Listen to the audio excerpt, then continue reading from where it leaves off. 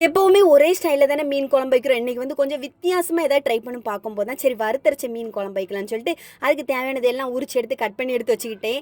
இன்னைக்கு வந்து மத்தி மீன் தான் வாங்கிட்டு வந்திருந்தாங்க. சரி அப்ப அதிலேயே வச்சிரலாம்னு சொல்லிட்டு, வந்து ஒரு சட்டியில கொஞ்சம் போல எண்ணெய் ஊத்தி, அதில வந்து ஜீரகம், வெந்தயம், அப்படியே கொஞ்சம் போல இஞ்சி, பூண்டு, கொஞ்சம் நெறைய சின்ன வெங்காயம் போட்டு எல்லாம் நல்லா வதக்கி எடுத்து, அதில தேங்காவும், அது கூடவே கருவேப்பிலை எல்லாம் போட்டு எடுத்து, அதுக்கப்புறம் மசாலாவும் போட்டுக்கிட்டேன். வத்தல் பொடி, மஞ்சள் பொடி, மல்லிப்பொடி, கொஞ்சம் போல நல்ல மிளகு எல்லாம் போட்டு நல்லா அத வறுத்தெடுத்து அப்படி தனியா ஆற வச்சு அரைச்சு எடுத்துக்கிட்டேன்.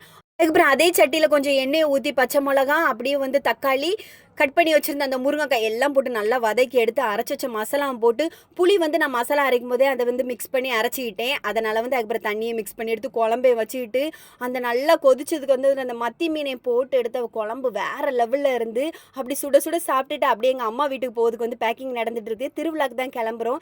எனக்குள்ள ட்ரெஸ்ஸு, ஜுவல்ஸ் எல்லாம் எடுத்து வச்சுட்டு, நாங்க வந்து எல்லாம் பேக் பண்ணியாச்சு ஒரு வழியா.